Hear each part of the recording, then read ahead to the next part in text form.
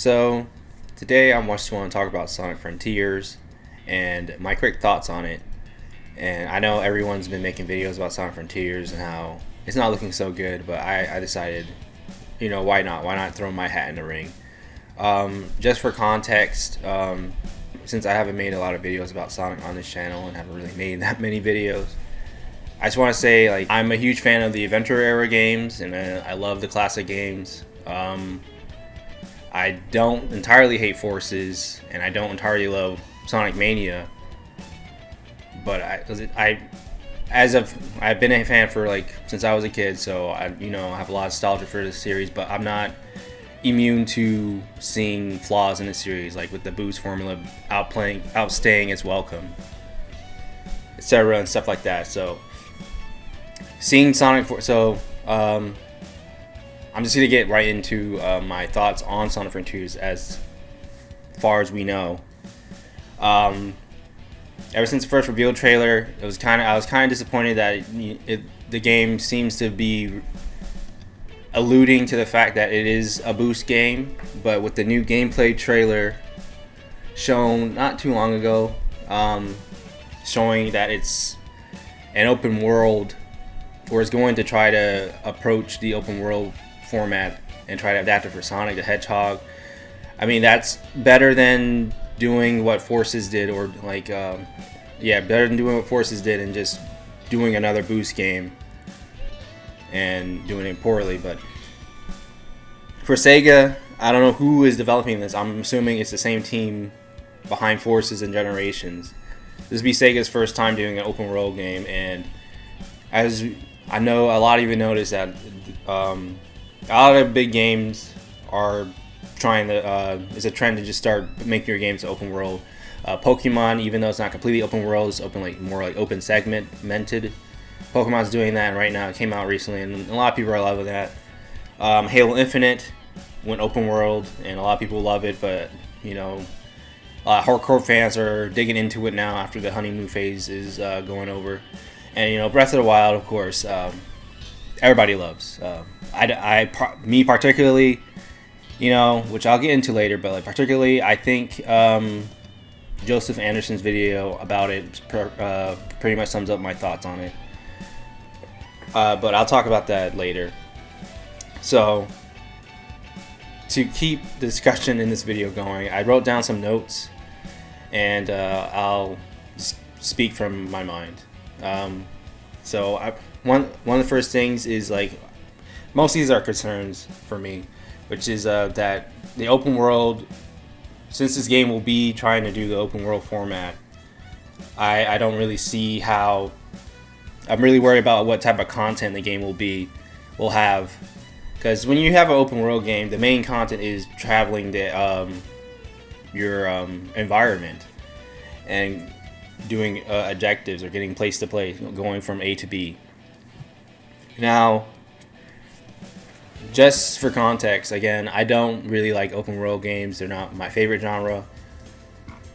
I haven't even played that many. And the only open world games I have played are Far Cry 3, Halo Infinite, and Breath of the Wild, and Far Cry 2.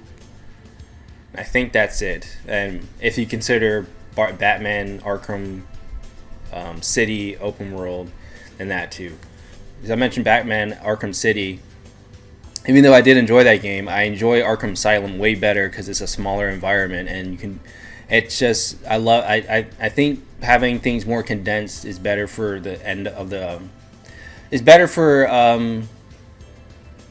It's just better. I guess just better for me as a type of player I am, because I think with open world, there's a lot depending on what the developer does, there's a lot of empty space, or I will see it as a bunch of empty space that is meaningless for the player to go to. It's just there to take up space, to just give you the illusion, oh, this place is really big, rather than having actual content or things to do in that type of space.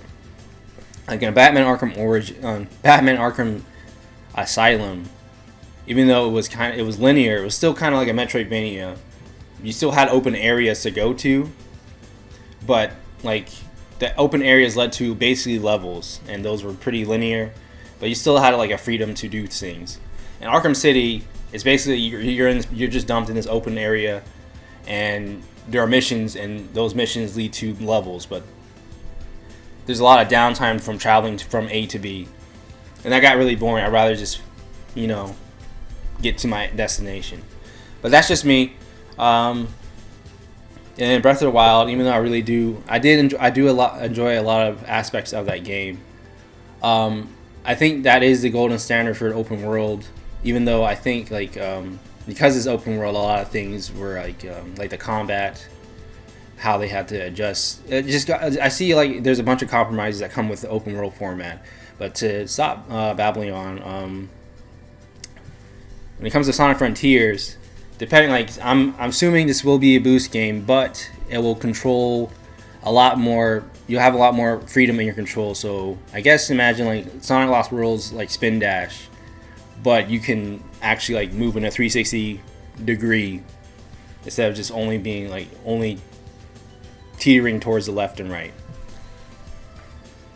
And if that's the case, I guess getting from A to B won't be that difficult, but it depends how big and how far the objectives are, because I'm assuming they're building this space for Sonic and with him in mind, with Sonic doing the boost. So that could be a level in and of itself, or a gameplay loop in and of itself. But again, we haven't really seen any gameplay, and looking from the world, it looks kind of barren, and there's not really any enemies. But I'm pretty sure that's just for the trailers, because they're not done. But enough of that. I'll go to my the next thing I put on here. It's probably gonna be single player, which duh. But it's kind of disappointing how with every there hasn't really been a game that's been multiplayer in the Sonic franchise for a long time, or had a good multiplayer. Last one was Lost World, and since it's on the only way you can play that multiplayer is on the Wii U version of that game, I doubt a lot of people played it. But it was basically like Sonic Adventure 2 Battle, but a little bit worse. But it was still a fun mode to have in the game. Sonic Colors did have a multiplayer mode too, but I don't know if I'm pretty sure they took it out of the re-release of Colors that came out recently. So it's kind of a shame that seeing that multiplayer come out, being taken out of these games, because I think Adventure 2's multiplayer and Sonic Heroes Adventure 2 is probably the best multiplayer mode Sonic has ever had, in my opinion, aside from Sonic and All-Stars Racing, which technically is not really a Sonic game. It's more of a SEGA game. But I kind of get it with the open world format.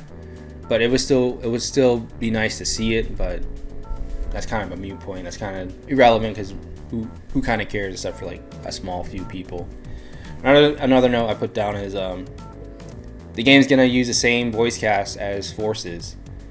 And if you didn't know, before a couple months ago, it seemed like Roger Craig Smith was gonna leave his role as Sonic, and a lot of people were rejoicing because, let's be honest, Roger Craig Smith is sounds like a dude, bro. So, and a lot of people don't like that for Sonic compared to Ryan Drummond and Jason. I think it's Jason Griffith, I think. But just to hear him see that he's alluding that he's leaving, to only just come back and have everyone rejoicing, it's kind of weird to me, because you would think they would have all this stuff planned if this game was coming out so soon. It was not that long ago that he was alluding that he wasn't coming back, because I forgot exactly what happened, but I think a lot of voice casts got let go before. I could be wrong. I probably am wrong. And we just assumed that Roger Craig Smith was also getting let go, but it turns out he's coming back. But thankfully, Chris and Pontac aren't writing for this game, which is a good thing. So we're gonna get a new writer. It seems like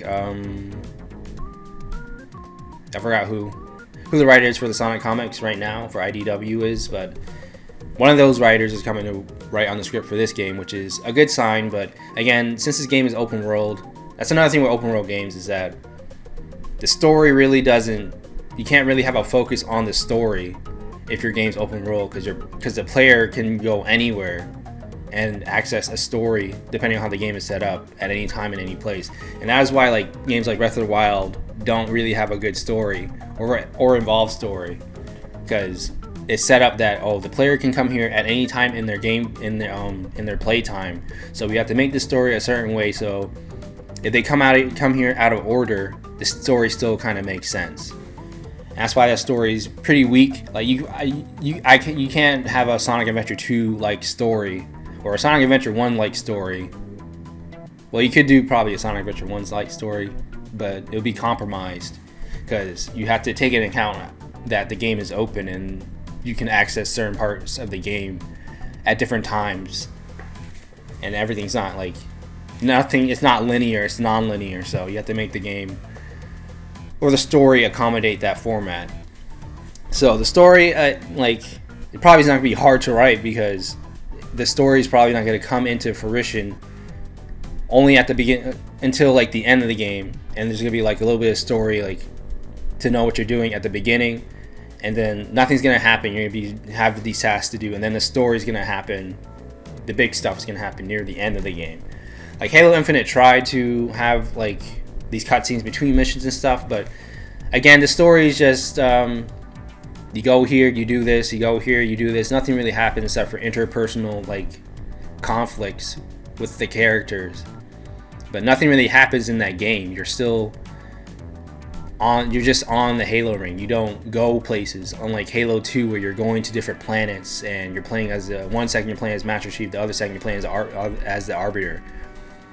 And learning about the Covenant and stuff. Like stuff like that would not work in an open world unless it was it could work, but developers aren't willing to put in the time to do that for an open world game, I don't think. And no open world game I played or seen really attempts to do this unless it's like side content. But even then, the game, they will not make an area for the story to be in another place other than the main open world area. So I don't have high hopes for the story in short.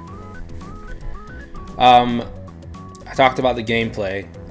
The world itself, like there's a trend of, since Breath of the Wild is like this old broken down ancient world, like it's like a more positive post-apocalyptic world where everything's all grassy and greeny, but it's kind of barren and there's only like monsters around. There's no like civilization really, except for these small villages. And so like Halo's done that where like most of the world is filled with enemies, and like sometimes you'll see like NPCs, like friendly NPCs that you can help out. So that's what I mean by generic. It looks like Breath of the Wild. It looks like Halo Infinite, and like it's a grassy, like ancient, like civil like world where there's like ancient tech, but it's all still grassy and like kind of barren, like foresty, and like we all know what, like you all have seen like how Sonic is, how his environments are. Places like Chemical Plant, Ice Cap Zone, Dr. Eggman's, like various levels from Dr. Eggman. Like I forgot the one from Sonic Adventure, what his name is, but the last level in Sonic's story. Places like that, like don't seem to be or aren't likely to be in this game. Like even Sonic Forces, like its Chemical Plant, I doubt something like that's going to be in there. Going to like the Spaceport. So it looks like the environments in this game are going to be very limited. I don't doubt there is going to be like an ice tundra area or something like the generic ones, like a volcano or a hot area, a water-based area, or like I said, iced area. But that's still kind of generic, especially considering it's Sonic the Hedgehog. Like Sky Fortress, I'll stop naming examples, but you know, like even like this, I know we're all tired of Green Hill, but just having that aesthetic, like there's no like Sonic aesthetic with this world we're seeing. It looks like it's from a totally different game. If anything, it really reminds me of something from Phantasy Star Online New Genesis, which if you know anything about the game, anything that reminds me of that is It's not a good look or a good sign. The next thing I put down is the soundtrack. I don't really think the soundtrack's going to be banging like every other Sonic soundtrack. Even though Sonic games have a good track record of having like some of the best music. I know a lot of people don't like Sonic Force's soundtrack, but I think that is goated. That soundtrack is very good, even though it's a lot of EDM. But like for what it is, it's a pretty good soundtrack. All things considered, it's I listen to it daily. So, but for an open world game, like again, taking into account with Breath of the Wild, that game is very quiet, and there's barely any music. And when you do hear music, it's just remixes from old games. And as you can already tell, I don't really like the soundtrack of Breath of the Wild. For Halo Infinite, it has a more varied soundtrack, but it's very, downplayed. It's not very few tracks are very energetic or like get you pumped. Like, again, take an example for a lot of other Sonic games. A lot of their soundtracks are like popping and banging. Things you would listen outside of the game. And for like an open world, I don't see how they can have like a song like Stardust Speedway playing while you're traversing the open world unless the environment reflects that. And since the environment is probably not going to reflect Stardust Speedway, it'll be as crazy as a setting like that. It'd be more like grassy and like foresty. I don't really see how you can have a good soundtrack or like a very poppin' soundtrack like previous Sonic games, unless they have like a system like a Metal Gear Solid 5 where you can have like an iPod or a music player and just play tracks while you traverse their open world, like custom music. Or do a thing like they did in Sonic Generations where you can play old, like there'll be remixes of old Sonic music, and you can pick them for, you can select from a list and pick music from there. But they have to make original music that doesn't fit the game, so I don't know how that would work, but yeah, the soundtrack doesn't look too good. I'm rambling. I was just supposed to be like a 10-minute video. It's going on to like 20. But the next thing is that I'm not sure how they'll mix the open world with the linear levels, because apparently from leaks, the game is going to be open, but there's going to be like these subspace levels that are played more like the Boost games. And to be quite frank, I'm pretty sure I have an idea how it's going to play after playing Halo Infinite. It's going to be where the open world is the open world, right? But there's going to be points. It's going to act like a hub for these linear levels. So there'll be points on the on the main world, and you can access these linear levels by going to these points and just like going in a building or however you traverse these subspace levels. And that's how they're going to do it. But that brings up a question, because Halo Infinite, like for those linear levels, a lot of it is very repetitive scenery and very repetitive like types of like combat. So for these sub levels, I don't have any, like, I doubt there will be very look very unique. They'll probably have one look, just like, for example, I'm only bringing up these games because these are examples of open world and how they do things. So I'm assuming Sega is going to take inspiration from these games since they're successful. So yeah, again, I'm bringing up Breath of the Wild and like the shrines. A lot of them, like every single one of them, looks the same. They have the same aesthetic, even though some of them have unique challenges. A lot of them get reused because the world is so open, and they needed breaks for you in the open world so you wouldn't get bored.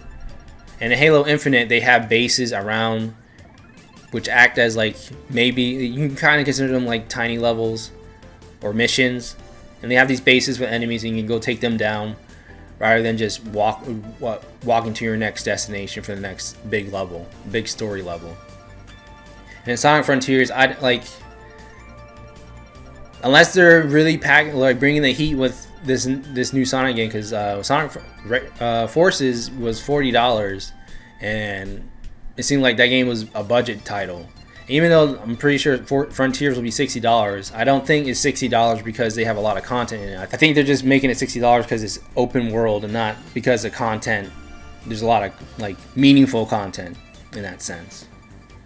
So the linear levels, I really hope that they make it like they vary them and give them all unique looks, and try their best not to make them seem very samey and like reuse a lot of the levels over and over again just to fill out the world. And the last thing I want to talk about is that there's a lot of talk about how this might determine Sonic's future in terms of the games. And to a certain point, yes, but at the same time, Sonic Forces still sold well, or at least well enough for them to well, I don't know. I don't really know the sales for Sonic Forces, but I sound like a dumbass. I don't think Sonic Forces sold that badly as people make it out to be, even though that game is not that good. Even I can say that, even though I sort of do like playing it. It's not a very good game. So if this game does flop, it'll be Sonic's like second flop, but Sonic sells regardless. So people will buy it, their parents will buy it for their kids. And even if the major gaming outlets shit on it, Sonic will still be a brand, especially with the movie coming out and being very highly received, which will be the case, and the new Prime animated show coming out. If anything, like it might determine the future of Sonic games and having them be justified in making Sonic their budget series now, because it seems like Sega is really not putting all their efforts into Sonic anymore. A shift's kind of taken place after Sonic Generations and Sonic Boom. They've decided that like they're gonna put more resources into their other franchises, most notably the Yakuza series, because they've been making a big push to sell those games here in America, even though they sold well in Japan. And they've even started doing games in their other franchises, like Valkyria Chronicles got a sequel, a brand new one at that. Not too long ago, Sakura Wars got a reboot, I'm pretty sure it's a reboot. And they're probably looking to other franchises of theirs that they think that they might want to put money into. And which I personally, since I am a fan of Sega's other properties, that's good for me. I like that, but again, it's kind of sad seeing Sonic Go being like demoted to a budget series that may get a game in a couple of years, instead of how it was before, where you had like a Sonic Mania boom of Sonic games. Like there's Sonic games coming out not like 5 or 6 years after the fact. But I'm just rambling. I know this video is probably really bad. I just want to make a quick video about my thoughts on it, because I'm thinking about doing a Sonic retrospective, and even by the time Sonic Frontiers comes out, I want to talk about it. But I just want to make this video to get my thoughts out there, since everyone else is. Just to close it, I think I'm not, just like a lot of people or a lot of longtime Sonic fans, I'm very cautious of this new game, and I really need to see gameplay, because that will make or break this game for a lot of people. And I already don't have high hopes, because this is an open world, but I will be willing to put up with it. I mean, I put up with Sonic Forces. I mean, I like playing as Sonic, and I like playing, I just like playing, fast-paced games. So I'll probably enjoy like parts of it regardless, but I think anything will be better than Sonic Forces. But that's not really what I want. I want Sonic to be like the next, like with the top dogs, like he used to be, trying to be on the cutting edge. But we'll have to see when more stuff comes out. I don't think I will make a video about any future like revelations unless this video gets popular, and unless people want me to, or they show something really crazy. And it doesn't seem like they're going to show anything until maybe E3 or I guess in March or April. So yeah, that's about it. Let me know in the comments what you think about this game, or think about Sonic Frontiers, and whether you want to see more Sonic videos or more thoughts on the Sonic series, because I do have a lot of thoughts on it, and I probably will make videos on it if I'm not lazy. But yeah, thanks for listening to my idiotic self ramble for this long, and I'll end this video.